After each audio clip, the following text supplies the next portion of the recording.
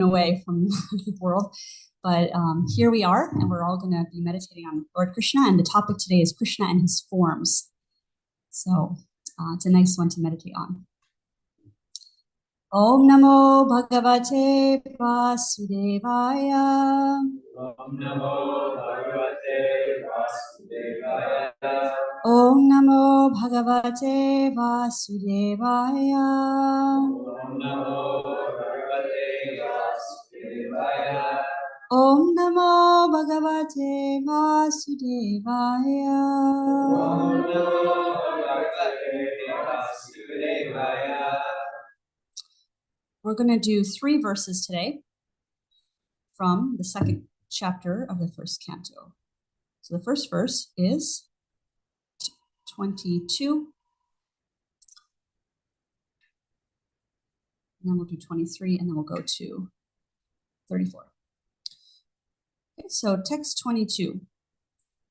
Certainly, therefore, since time immemorial, all transcendentalists have been rendering devotional service to Lord Krishna, the personality of Godhead, with great delight, because such devotional service is enlivening to the self. So just take note of those 2 phrases, right? With great delight, and then it's enlivening to the self. Read the next text. The transcendental personality of Godhead is indirectly associated with the 3 modes of material nature, namely passion, goodness, and ignorance.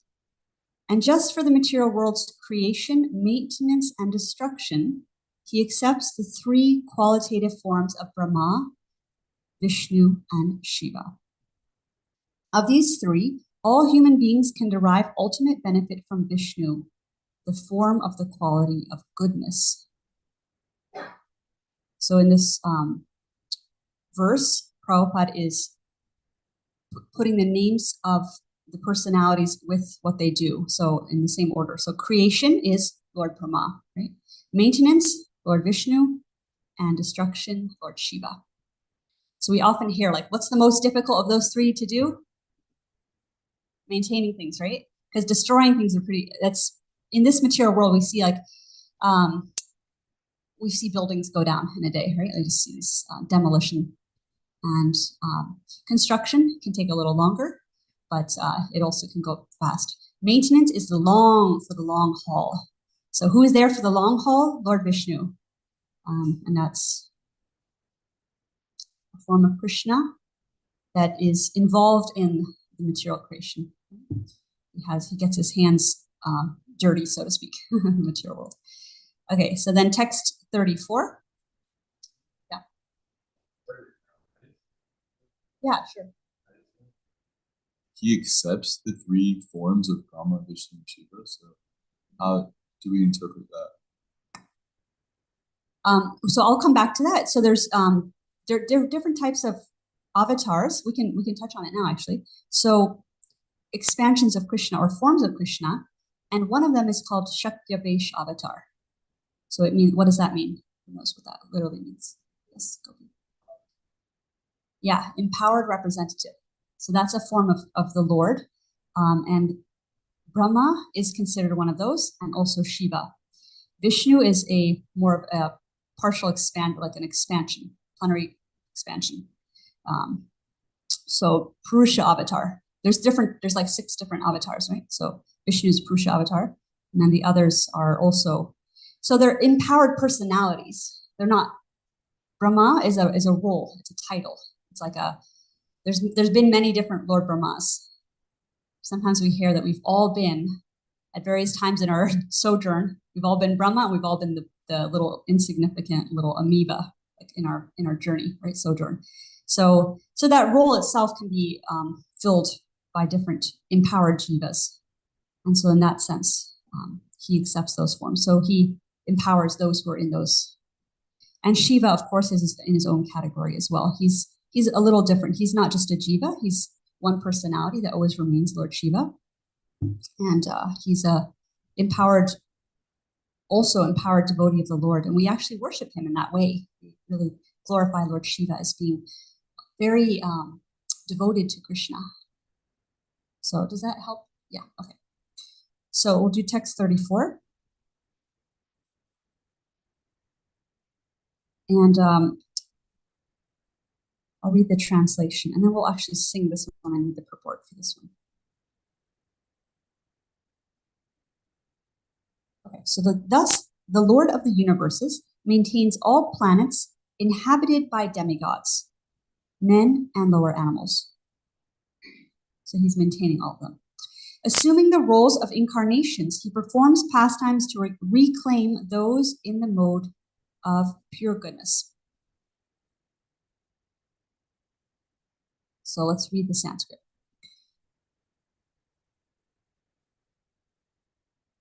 Bhavaya yesha satvena Bhavayatyesha satvena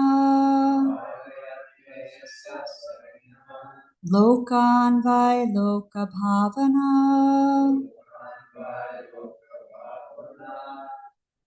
Lilavatara nurato Devatiryan naradishu Bhavayatyesha satvena Lokan vai loka bhavana Lilavatara nurato Devatiryan naradishu. Please chant. Bhavayatyesha satvena Lokan vai loka bhavana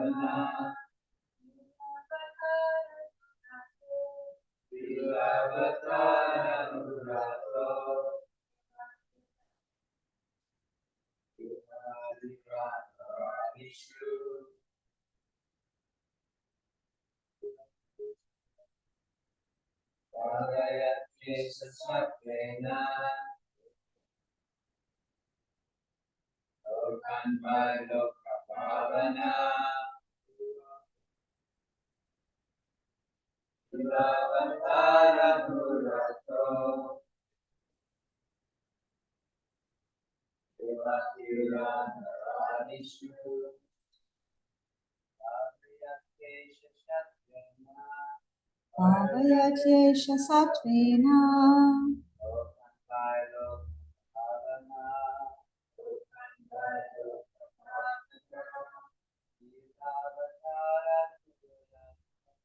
Vilavatara nurato Devatiryan naradishu. Thank you. So let's do the word for word together.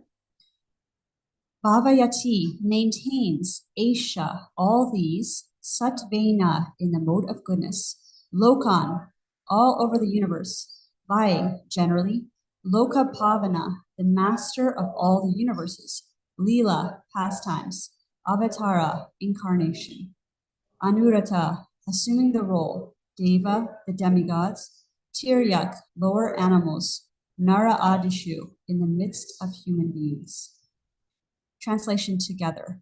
Thus, the Lord of the universes maintains all planets inhabited by demigods, men, and lower animals. Assuming the roles of incarnations, he performs pastimes to reclaim those in the mode of pure goodness. And I want to point out the Sanskrit Leela avatar. So that's another, I was mentioning categories of avatars. So there's one category of avatars who are specifically there for Krishna's enjoyment, pastime, right? Pleasure, Leela, activity. So let's read the purport. There are innumerable material universes, and in each and every universe, there are innumerable planets inhabited by different grades of living entities in different modes of nature. The Lord, Vishnu, incarnates himself in each and every one of them, and in each and every type of living society. He manifests his transcendental pastimes amongst them just to create the desire to go back to Godhead.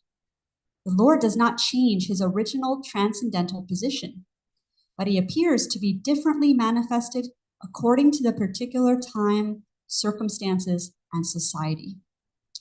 Sometimes he incarnates himself or empowers a suitable living being to act for him. Do you remember the Sanskrit name for that? Shakya Avatar. So the empowered living entity. But in either case, the purpose is the same. The Lord wants the suffering living being to go back home, back to Godhead. The happiness which the living beings are hankering for is not to be found within any corner of the innumerable universes and material planets. The eternal happiness which the living being wants is obtainable in the kingdom of God. But the forgetful living beings under the influence of the material modes have no information of the kingdom of God. The Lord therefore comes to propagate the message of the kingdom of God, either personally as an incarnation or through his bona fide representative as the good Son of God, the good Son of God.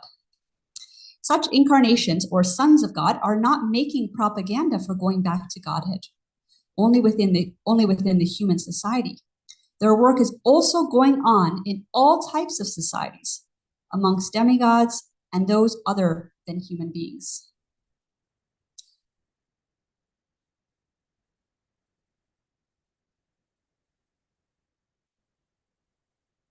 Om Jnana-timirandasya Jnana-shalakaya Chakshur Umilitam Yena Tasmai Shri Gurave Namaha.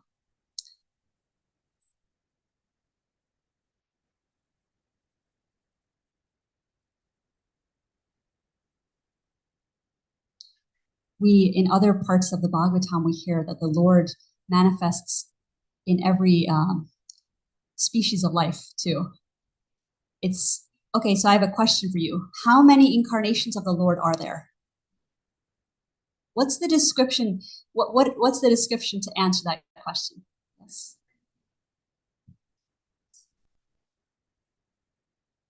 Question? Okay, say it again with them. There are as many incarnations of Krishna as there are waves in the ocean. Yes. Okay, so what is that? How do you process that? There are as many incarnations of the Lord as there are waves in the ocean. It's a lot. Yeah. Infinite, yes.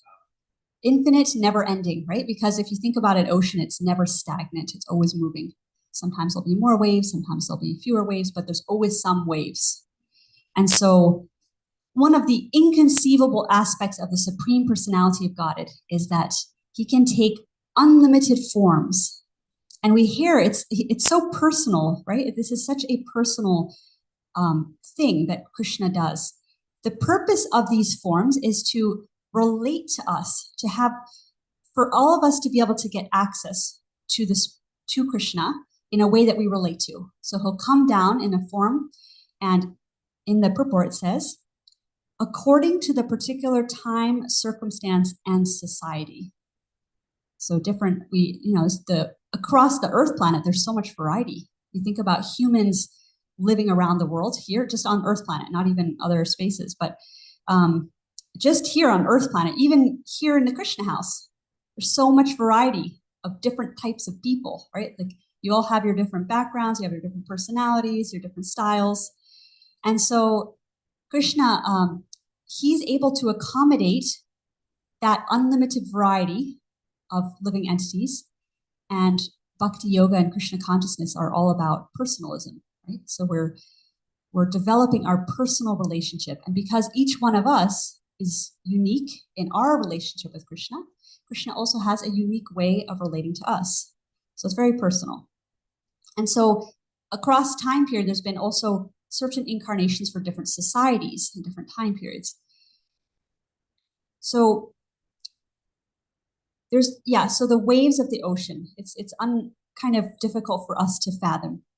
Not kind of, it is, because in the material world, we don't experience people taking different incarnations. We don't see that right here on this planet. We don't see among the contemporary people among us, we don't see like, that's the incarnation of, Bhakta Joe, like over there somewhere, right? We don't see that. That would be beyond our perception, like or beyond our what we know, right?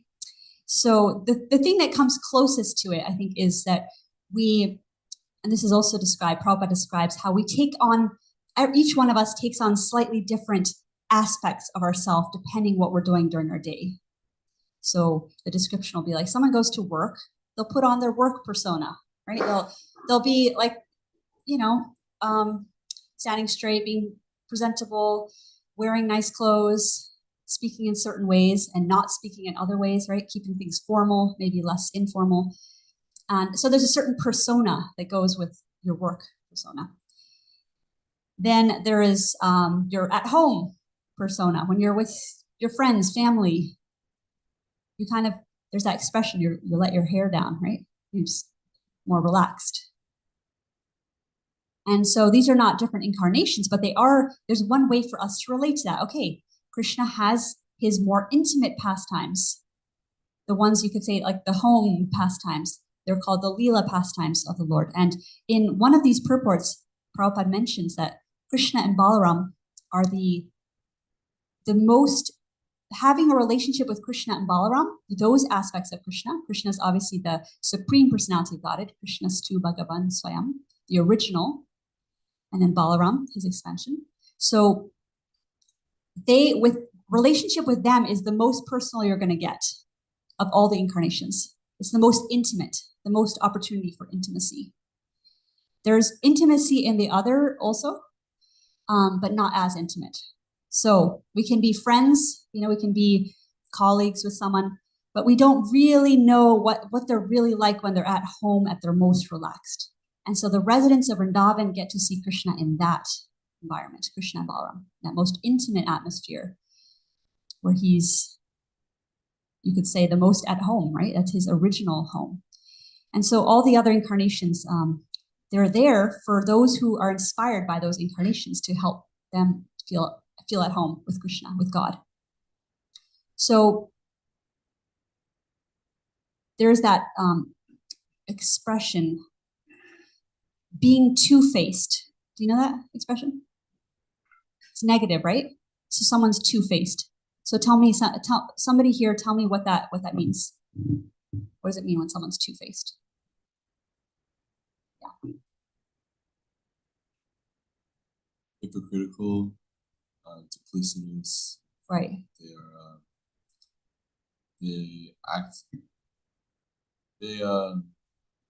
Their words don't mean much. Two-faced, interesting, right? So one face, you're like, I'm saying this, but actually this other part of me is doing that. And so it's duplicity. You can't trust that person. They're two-faced. They're all smiles over here, but then over here they're talking behind your back and, right, creating some drama or whatever. So a two-faced person you can't trust. So in the material world, sometimes when we talk about someone taking on different aspects, there can be this potential. Someone's not being authentic. They're being two-faced. You don't know. Okay, are they showing me their good side to get me to give them something, right? Often like merchants will do this. Oh, so, you know, come on in, you're part of our family. Like, especially you see this when you go to other countries where they have the stores, like, you know, open stores, like alongside of a road or whatever. And sometimes it can feel two-faced when the person's like too friendly. They don't even know you, but you feel like, okay, they have a motive here, right? Krishna, on the other hand, is the complete opposite of that. Krishna is fully authentic. And in every single incarnation of his, each one of those is his full authentic expression of that particular form. It's not a fake. It's not like, oh, there's the real Krishna, the original Krishna. And now here's like kind of he's doing his best to like fit that role like we would in a drama, right? We would put on our costume and do our best to try to imitate a farmer with his farm or whatever, or anything that we wanted to act. But it might not be really authentic to us. We might be playing the role, but it's not fully authentic. However, with Krishna, it's the description in Bhagavatam is given that Krishna is the original flame, right? So you think about let's say we had a candle right here. We had a candle. Now I take another little one, and I have maybe a whole bunch of them, and I light my candle from that one. I put it here, right? And I line them all up. So the original flame, Krishna's Tu Bhagavan Swayam, the original Krishna is still there, unchanged, right? The candle that you've been taking from doesn't get less. The flame is still strong, right? There's no difference in the amount of energy or power there in that candle. And all the other ones, meanwhile, have been lit up. And so each one of those is now a flame on its own, and it's also an empowered flame, right? It's also non-different. The fire of that is non-different from the original candle. However, there's a difference because they came from the original flame, right? And so that's how it is with Krishna and his many forms. He's the original, and then there's many forms. And each one of those, in each one of those forms, Krishna puts his entire self into those forms. He doesn't haphazardly do an incarnation. Like, oh, let's get this over with. I'll just kind of do my job as Vishnu, but not really. He really gets into the role. He really gets absorbed in that particular form and his dynamic relationship with devotees who like that form of Krishna. So the things that differentiate the experience in this world, there is, like I said, we don't see it very often at all, usually not at all. There are times in across the span of this material world, there have been personalities who are really strong in their yogic power that can get a yogic siddhi. And it's, they can actually create a form, right? They can take on a form. And sometimes we hear about those in Krishna's pastimes. Can you think of an example where someone took on a form?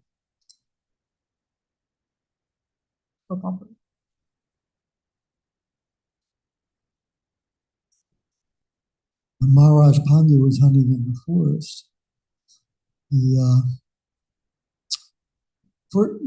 saw a male and female deer, and they were enjoying sex life or whatever. You're not supposed to shoot an animal like that to begin with when they're having sex life. But it actually happened to be a sage, and his consort were taking that form, kind of like some kind of romantic enjoyment or something. Yeah, they can take different forms. Yeah, that's the one that comes to mind. That's a good example. Yeah, I had forgotten that one. So the sages were so empowered that they were actually in the form of deer to have their romantic time together. And then, unfortunately, Pandu shot them, and that's how he got cursed. Yeah, then he was cursed. It's interesting because Maharaj Pariksha was also cursed when he was hunting. Yeah, that's as a side note. We often see that in the Bhagavatam. Like, you think, well, all these kings, how come they got to do hunting? But very often we find that the moral of that story is a negative one. Like another one, Dasharath, right? He was also hunting with Lord Ram as his son. So Dasharath, he also shot a personality, who he thought was an animal. Yes. It's not. I lost my train of thought. All the different demons that come to, well, not all of them, but a lot of them that come to kill Krishna sent by Kamsa, they all have mystic perfections. So one is disguised as a cart, one takes on a tornado form, Putana comes as a nursing lady, beautiful nursing lady, even though her actual form is like a ghastly witch-like. One disguises himself as a coward boy, etc., etc. Yeah, and yes. I thought I was going to say, Kshatriyas are allowed to hunt. They have to hunt to get to learn the art of killing, because they have to kill. But I heard it described once that Kshatriyas, there may be some reaction, but they're just duty bound. They don't worry about that. They have a duty. The Kshatriyas are supposed to protect the innocent. There may be some reaction, but they don't care. They don't worry about it. Right. Yeah. So thank you. So all the pastimes in Krishna book, we constantly hear that, right? Shapeshifters.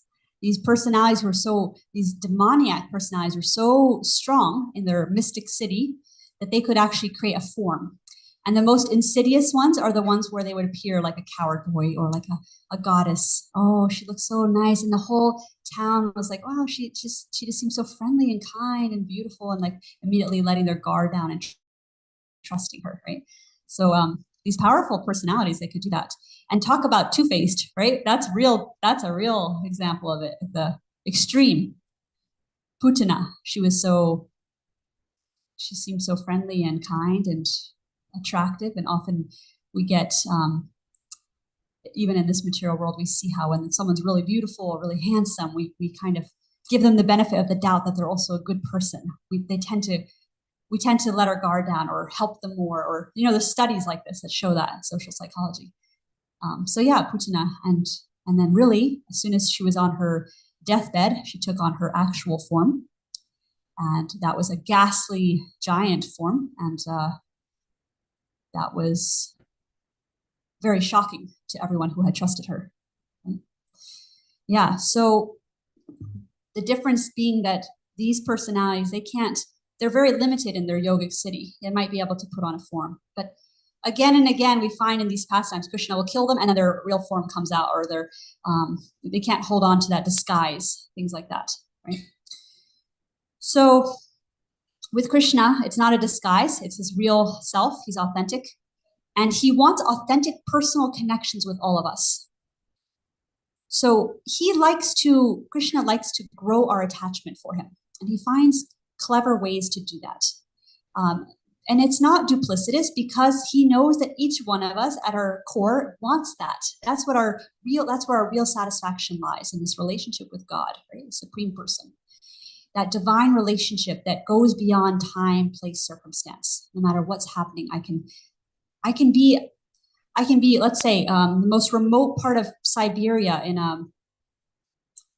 there was this time when there was these gulags and these camps, right? They were torturing people who were religious. And I can be in I read a book about it. It was very inspiring to me. It was a Christian person. He wrote a book on this, and very heavy, right? Because they were torturing him and stuff. But he was so convinced in his, had so much deep faith in his relationship with God, that he wrote a whole book about that, how despite the torture, through the torture, he was just constantly going back to that, praying and taking shelter. And so we see that among the devotees in Russia. There was a book, Salted Bread. Is that the title? Salted Bread? Yeah. So another example of devotees who were physically tortured, emotionally tortured, for distributing Prabhupada's books in Russia and in that part of the world there.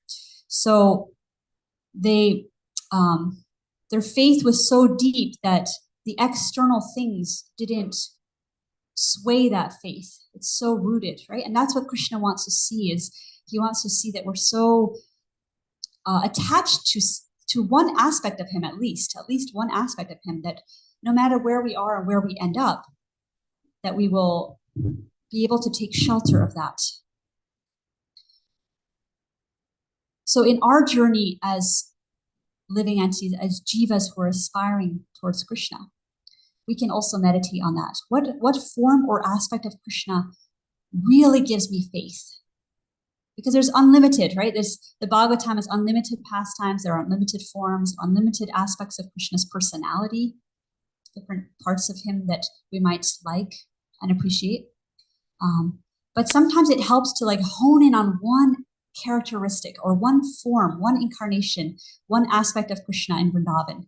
He has so many different, even within his one form of Krishna, he has so many different names, right? Brajendra Nandana, what are some other ones? Kamsa Nishudana, right? Killer of Kamsa. So devotees are appreciating him in certain parts of Krishna. Oh, he's the killer of Kamsa. Wow. And the devotees who were there in the auditorium when he was about to kill Kamsa, they're appreciating that form of Krishna, right? And so we can also meditate if we're feeling chivalrous and we're relating to Krishna when he goes into Mathura. Then that can be maybe something that we really resonate with when we go to that and we think in our mind about that form of Krishna, that aspect of Krishna, or that time period in Krishna's pastimes. What are some other forms or incarnations that, go deeper? This is more like an aspect of his personality. One of the favorite things for me about Krishna is that he will forego his reputation out of some situation that calls for it, out of love for his devotees. So I'll give an example. There's two examples from the Battle of Kurukshetra. And the one is that he becomes Arjuna's chariot driver, which is a very low position in Vedic society, kind of like a servant, menial servant position. And I love sharing this little tidbit, but being the driver, Arjuna needs to tell Krishna where Krishna as the driver should be going. But because the battle is so loud, they can't speak, so Arjuna needs to kick Krishna on his thighs, left or right, to indicate where they have to drive. So Krishna, God, is very happy to kind of forego his pride or reputation or position or status just to serve his devotee. And then the other example from Kurukshetra where the same thing happens. Krishna made a promise that he wouldn't pick up any weapon during the battle, so basically saying that he wouldn't actually fight. But when Arjuna was about to be killed by Bhishma Dev, then Krishna immediately rushed in, picked up the closest thing, which was a chariot wheel from a broken chariot. So technically he kept his word because it's not a weapon, it's just a chariot wheel, but he kind of also broke his word. So Krishna doesn't care about breaking his promises. So morality, mundane kind of worldly, earthly morality, he'll give that up in a heartbeat if he needs to do something for his devotee. Very nice. Yeah, I love those examples. And they're perfect examples of what you said, how Krishna will put aside convention or morality or things that need to be, that we would say, oh, why is Krishna doing that? He's doing something kind of off the line here, but he's doing it for his devotees, right? And that shows that relationship with him and his devotees is above anything else. That's what's priority for Krishna. We can see what's a priority for us if suddenly there was a fire, like, oh no, there's a fire and we have to run out of the building, right? What's the priority? What we grab or or who we help or things like that. We know that's where our real attachment lies, right? Our real devotion. So people will run into fiery buildings to rescue their child, right? Rescue their spouse or their old mother or father, because they're forgetting, like, oh, my safety, my this and that, or let's say another example would be like there's a certain anyway, I won't worry about that example. I was just thinking if there's a certain rule that's set, but then in order to save your relative, you have to break that rule, right? That we would easily break it because that attachment's so strong. So yeah, that's really wonderful. And devotees meditate on those particular times that, like, I know one devotee who finds that so inspiring, that pastime of Krishna lifting the wheel, and there's a beautiful BBT painting of that. If you've ever seen it in full resolution, it's really epic. And he's running in the sky, and it's just like, and Arjuna's grabbing onto Krishna's leg, like, no, don't hurt my uncle, right, or my grandfather. And so he's kind of slowing Krishna down. He's dragging in the dirt, and it's just. And Bhishma Dev wanted to see this aspect of Krishna getting angry and defending his devotee, because that, for Bhishma Dev, that was how he related the most to God, is that here's an aspect of God rushing towards me in anger, but I'm feeling so grateful and happy to see this. Why? Because it's reminding me, Bhishma Dev, how much Krishna loves his devotees, that he'll run in and rescue them, right? And he'll break his vow to rescue the devotee, to take care of his devotee. So Bhishma Dev was getting such a thrill, and he was touched to tears seeing this. He wasn't scared. He wasn't thinking, oh no, I got to protect my body now. He was just so happy to see this form of the Supreme Personality of Godhead. And others love to meditate on Krishna being the charioteer of Arjuna. There's one Brahmana, right, Lord Chaitanya, in the Chaitanya Charitamrita. Yeah, there's the beautiful painting. I always think that sky is pretty epic too, isn't it? And look at Bhishma Dev is so relaxed. He has his arms open. It's like, okay, here comes this form of Krishna. He was okay. He didn't mind if Krishna wants to kill him. He's not, because he knows, like, if you're killed by Krishna too, it's also blessing. So yeah, and there was a Brahmana who he wasn't fully literate. He couldn't really understand the words of the Bhagavad Gita, like reading it or comprehending it. He was his description's given it, he was illiterate. And he was sitting there and he had the book there and he was crying. Just somebody asked him, like Lord Chaitanya asked him, right? Lord Chaitanya asked him. I think he ran into that. So yeah, so Lord Chaitanya asked him, like, tell me about how much emotion, what's the emotion you're having now, and like because the book, I believe this, maybe it wasn't a book, it might have been like leaflets or whatever, but it's upside down maybe. Because he wasn't even reading the book, he was just in meditation, crying, holding Bhagavad Gita. And he told Lord Chaitanya, yes, I'm so touched to think about how Krishna took on that role as charioteer of Arjuna, of his devotee. He took a lower position to help his devotee. He's being kicked, like you said, because it's so loud, the battle, right? Arjuna has to like indicate with his feet. So can you imagine you have to do that to God, like tap him like with your feet and God is serving you in that way, right? So there's one example in Chaitanya Charitamrita where Lord Chaitanya wanted to demonstrate the loyalty that a devotee feels to their particular form they're attached to. So the devotee's name was Murari Gupta, and he is actually an incarnation of Hanuman, right? Hanuman. So Hanuman is very attached to Lord Ram, and Lord Ram is an incarnation of Krishna.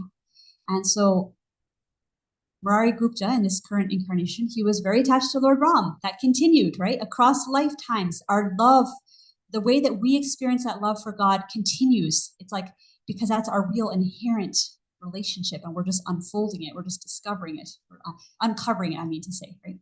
So Murari Gupta continued in his current life to be very attached to Lord Ram. And one time Lord Chaitanya wanted to demonstrate this attachment. So he said, okay, Murari Gupta, you should just chant Krishna's name. Krishna's tu Bhagavan Swayam. Krishna's the original form of God. And like this is where you can really find your happiness, is in connecting to Krishna, the supreme personality of God, original. And Murari Gupta said, okay, so he tried, like all night he was trying to chant the names of Krishna and meditate on Krishna. And he was just crying tears because of how much he was feeling. He was feeling very distressed. He wanted to follow what Lord Chaitanya had said, but he's also feeling separation from his way of connecting, his form of Krishna, which is Lord Ram. He was connecting in that way.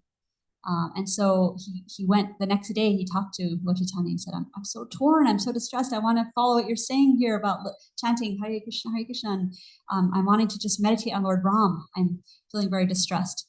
And Lord Chaitanya said, I simply wanted to highlight, to demonstrate by this, by asking you this, making this request of you, I wanted to show how loyal you are to Lord Ram. And he wanted to glorify his devotee in that way. So so this is an example that Krishna is happy when we focus on one particular form of his that we really relate to, and we grow that attachment, we develop it, and we meditate on him, we pray to him, we find bhajans, we sing about him, whether it's an incarnation or an aspect, right? There was one time, just one reflection or one little incident that happened in connection to Lord Nrsingadev. A lot of devotees are really inspired by Nrsingadev, which is a form of Krishna who is the protector. He protects his little, again, you could say an angry aspect of God. There's also many forms of Krishna where he's very gentle and not angry. But in this particular form, he wanted to protect this little 5-year-old boy who was being abused by his dad. And so he appeared in that form of like half man, half lion for various reasons. That's why he appeared in that form. And he came in with this, you could say, transcendental anger, right? And so one time, Prabhupada in 1967, he was asking this devotee named Jadurani Devidasi to paint. She was an artist. And he wanted her, this was at the very beginning of the Hare Krishna movement in America, and he was asking for paintings to depict different forms of Krishna. He asked her to paint Lord Nrsingadev. And no one had, they were kind of new. They didn't know what the forms look like or the incarnations. So Prabhupada actually I'll share with you. It's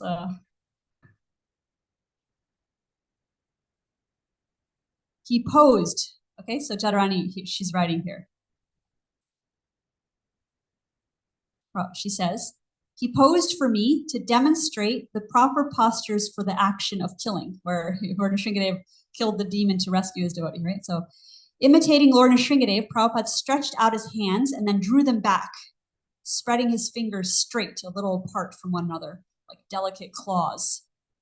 I could almost see the long nails, lotus nails protruding from his hands, as she's imagining, because he really got in the role. As Prabhupada drew back his hands in a mock, menacing way, he glorified Nrsingadev, saying, "Your lotus hands have lotus nails with which you rip apart the demon Hiranyakashipu." As Prabhupada was pulling his arms back, he opened his eyes wide and crossed them in an inimitable way. So, when someone's really angry, they kind of like slightly cross their eyes. So he did that. I could feel Nrsingadev manifesting through his pure devotee. Prabhupada then dropped his arms and his face at once regained former composure. In order to remember his expression for the painting, I asked Prabhupada, could you do that again? He did it again, exactly as before. Then Prabhupada had Gargamuni, the temple treasurer, and Brahmananda, the temple president, act out the death scene to show me the essence of the composition. Prabhupada was the director. He had one of them lie across the other's lap to mimic the way Hiranyakashipu was pulled into the Lord's lap. So meanwhile she's there, she wrote, I studied the scene and I set about to paint it, right? So she studied the scene. And Prabhupada told her to put blood in the picture.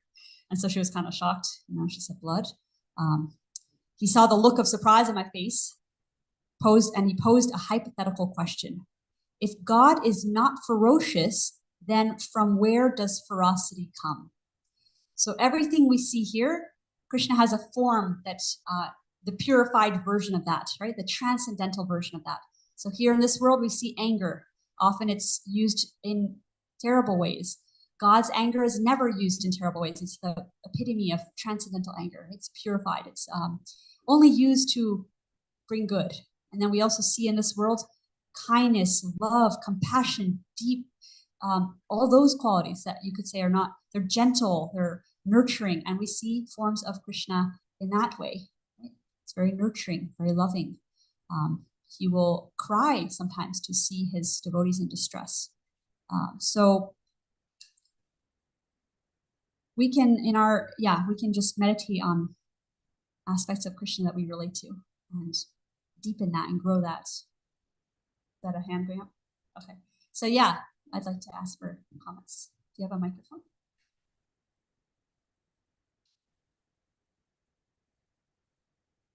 Thank you, Prabhu. When you were speaking about this two-faced aspect, I realized there is really interesting part of it. Krishna not being that. Him being straightforward puts his devotees in a difficult position. Just like when a politician says something he's not supposed to, his press secretary has to go back and well, he didn't mean that. So, my example for me is Lord Nityananda and Haridas. They've been given a task. You go find the most lowest people, you preach to them. Goes to Jagai and Madai, preaches to them, and they run for their life. And Haridas blames Nityananda. He's like, you're a madman. Why would you do that? Go to these rascals, those Dacoits, they're going to kill us now. He's like, I'm not a madman. Lord Chaitanya is a madman. He told me that. And then same example with Prahlad Maharaj. His father asked him, what did you learn in school? He's not going to be politically correct. He just said, well, here's this devotional service. Then comes to Prabhupada. He has to explain how this, in a way, beautiful world is still material and full of misery and suffering, and how the civilization is also demonic. Like he has to say things as they are, as Vyasadeva described them, as Krishna described them. So it puts devotees sometimes in a difficult position when they have to say things as they are. I think disciple of Prabhupada once said to Prabhupada, I think you've been a little harsh on the scientists and karmis. But Prabhupada said something really interesting. He said, until you realize that this is a demonic civilization, you won't make any progress. But Prabhupada never criticized scientists. Rupa Goswami criticizes, Sanatana Goswami criticizes. They have to criticize these lower natures. So it puts devotees in this interesting position when it comes to preaching. Yes. Yeah, there's the sadhus are described as being as soft as a rose or hard as a thunderbolt, depending on what they're discussing or who they're talking, right? So sometimes, like you said, we have to step up to the challenge of speaking the truth when it's not palatable or it's difficult, right? And that's what the great devotees do. And other times they'll be mellow and just make people at ease. So we have to learn what the time, place, and circumstances. There, I wanted to mention that I talked to you about Shaktavesh avatar, and Prabhupada would often glorify Jesus Christ as a Shaktavesh avatar. He actually said that Jesus Christ is a Shaktavesh avatar because he was also doing that, like doing a life where he was being empowered to share in his current time, place, circumstance, society for people in a way they could relate to the glories of God, right? And he was able to get people till today. Can you imagine what a great personality that till today he's glorified and people want to emulate and follow in his footsteps and serve him. So yeah, so that's the power of the empowered living entities and Srila Prabhupada as well, right? Srila Prabhupada is Shaktivesh avatar for us. Any other questions or comments? Let's go. Thought that I'll try and confuse Nate even more. That even though this post of Lord Brahma is usually filled by souls like us, like Jivas, sometimes there's no one qualified, and then Krishna takes up that post himself. So in our current time period, Lord Brahma is actually Vishnu. In our current time period, yeah. So we're actually blessed in that way. I never heard that, but yeah, they're called the Brahma, Vishnu, and Shiva, they're guna avatars. Yeah, guna avatars. Yeah. Does anyone have a favorite form of Krishna that you're going to meditate on today? Or ask out to Krishna?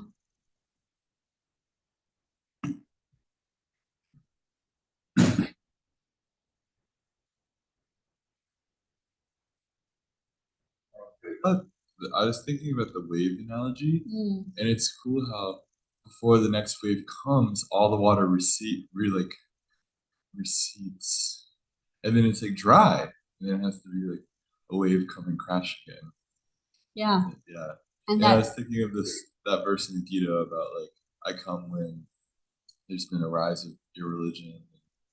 Yeah, that's very good point. Yeah, so there's periods where there isn't an current incarnation, and then Krishna will come when the time is needed, right? A rise of irreligion, and when there are to protect his devotees or to annihilate the miscreants, right? So both things together. I was thinking because the hurricane's coming, we can meditate on.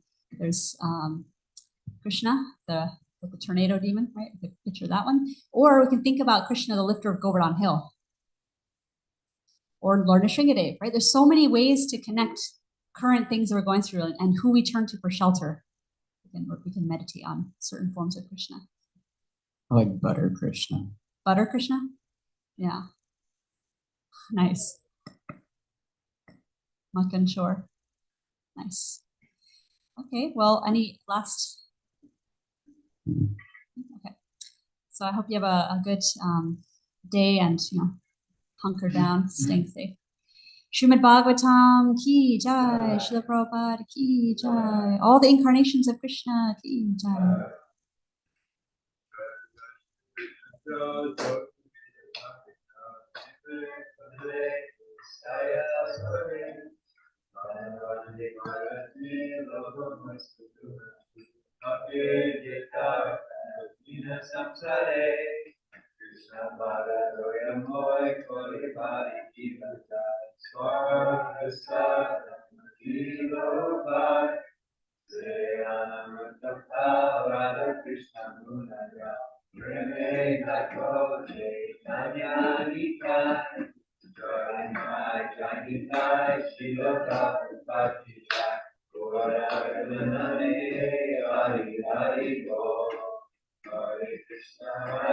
Krishna, Krishna Krishna, Hare Hare, Hare Rama. Ram Ram, Hare Hare. Bhagavan Swami ki jai.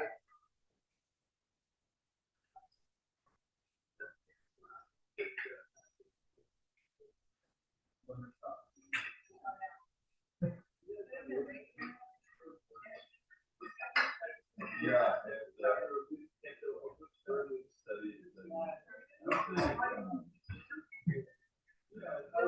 hopefully